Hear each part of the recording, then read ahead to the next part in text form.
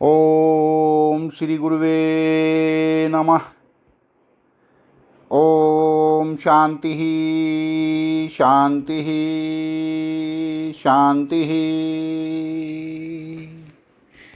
प्रणाम भगवान।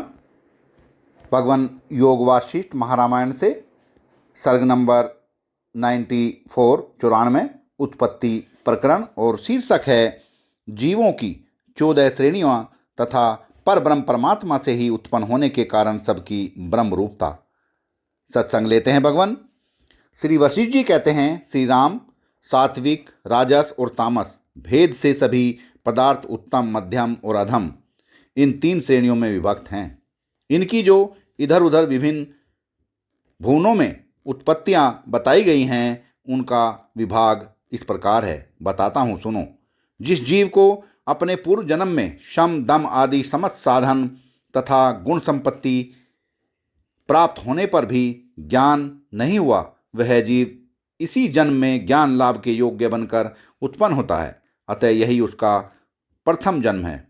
उस श्रेणी के जीव का वह जन्म इदम प्रथम नाम से विख्यात होता है।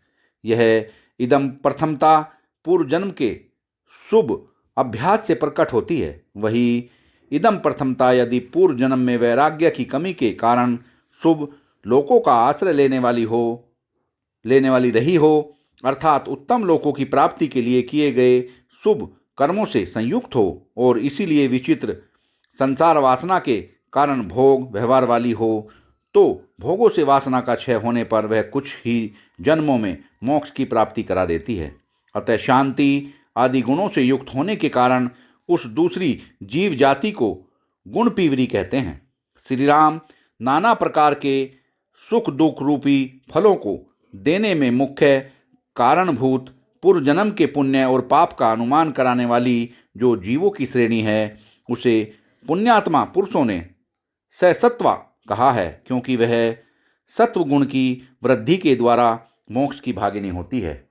जो जीव श्रेणी विचित्र संसार की वासनाओं से युक्त होकर अत्यंत कुलसित हो गई हो, अर्थात पूर्व जन्म में संचित किए गए अधिक दुष्कर्म जनित दुर्वासनाओं से मलिन हो गई हो और भांति भांति के बुरे भले फल प्रदान करने वाले मुख्य कारणभूत पूर्व जन्म के धर्म और अधर्म का अनुमान कराने वाली हो, वह सहस्रों जन्म में ज्ञान की भागिनी होती है। इसलिए साधु पुरुष उसे अधम सत्वा कहते हैं।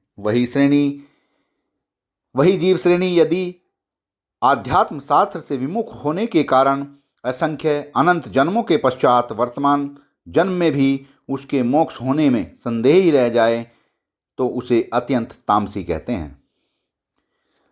नरश्रेष्ठ, श्री राम जीव की जो उत्पत्ति पूर्व जन्म की वासनाओं के अनुरूप एवं वैसी ही आचार व्यवहार वाली हो तथा 2-3 जन्मों के अनंतर जिसे मनुष्य जन्म प्राप्त हुआ हो और वैसे ही कार्य कर रही हो, वह लोक में राजसी कही गई है, जिसके लिए ज्ञान प्राप्ति के योग्य जन्म का मिलना दूर नहीं है।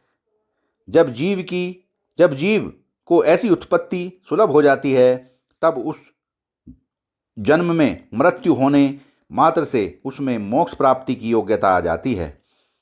उस जन्म में उसके द्वारा वैसे ही कार्य होने से जो अनुमान होता है, उसके आधार पर ही मुमुक्षु ने उस अवस्था को राजस सात्विकी कहा है।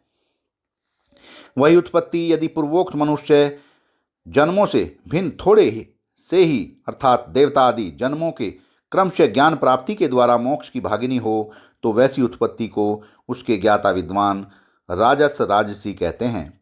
यदि वही राजस राजसी की अपेक्षा चिरकाल में मोक्ष की इच्छा से संपन्न होकर सैकड़ों जन्मों के पश्चात मोक्ष प्राप्ति की अधिकारिणी हो और ऐसे कार्यों का आरंभ करे जिससे राजस एवं तामस क्रमजनित फलों की प्राप्ति हो, तो वह जीव जाति या श्रेणी सज्जन पुरुषों द्वारा राजस तामसी कही गई है। यदि वही उत्पत्ति ऐसे कार्यों का आरंभ करे जिनसे सहस्रों जन्मों के पश्चात भी मोक्ष मिलने में संदेह रहे, उसे राजस अत्यंत तामसी कहा गया है। सर्ग के आदि में हिरण्यगर्भ ब्रह्मा से मनुष्यों की उत्पत्ति हुई है तभी से सहस्रों जन्म लेने के पश्चात भी यदि बहुत जन्मों के बाद चिरकाल में मोक्ष मिलने की संभावना हो तो महर्षियों ने उसे तामसी उत्पत्ति कहा है।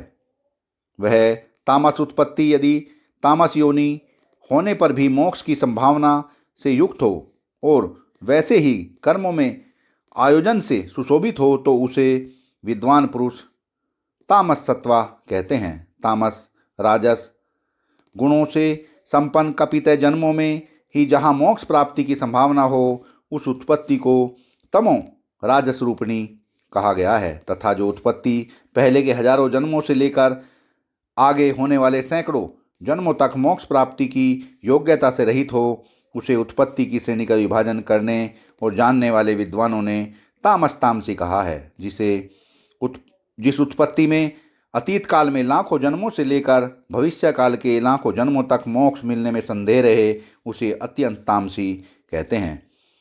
श्रेणी प्राणियों की ये सारी जातियां पूर्व कर्म अनुसार ब्रह्म से उत्पन्न होती हैं। ठीक उसी तरह जैसे कुछ चंचल हुए समुद्र से तरंगे उठती रहती हैं, जीवों की ये सभी श्रेणियां उसी तरह ब्रह्म से उत्पन्न हुई है। जैसे प्रज्वलित अग्नि से चिंगारियां प्रकट होती हैं, जैसे स्वर्ण से कड़े बाजूबंद और केयूर आदि आभूषण प्रकट होते हैं, उसी प्रकार ब्रह्म से सारी जीव श्रेणियां पूर्व वासना और कर्मों के अनुसार उत्पन्न होती हैं। श्री राम जैसे घट आकाश, स्थाल्य आकाश और छिद्र आकाश आदि आकाश से के ही कल्पित रूप हैं, उसी तरह अजन्मा पर ब्रह्म की ही संपूर्ण प्राणी वर्ग के रूप में कल्पना हुई है। अतः वे सब प्राणी ब्रह्म के ही रूप हैं। जैसे जल से फुहारे, भंवरे, लहरें और बूंदें प्रकट होती हैं, अतः सब जल रूप ही है, उसी तरह संपूर्ण लोक रचनाएं पर ब्रह्म पद से ही प्रकट हुई हैं,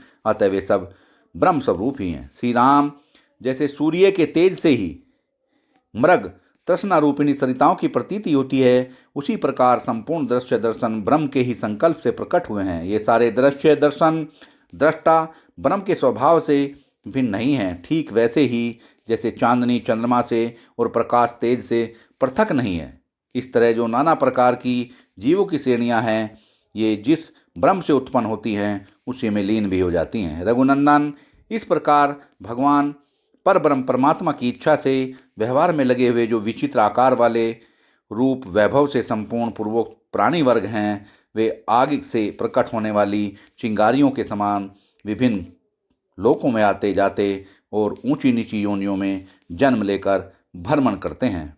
सत्संग को विराम देते हैं भगवान। प्रणाम भगवान।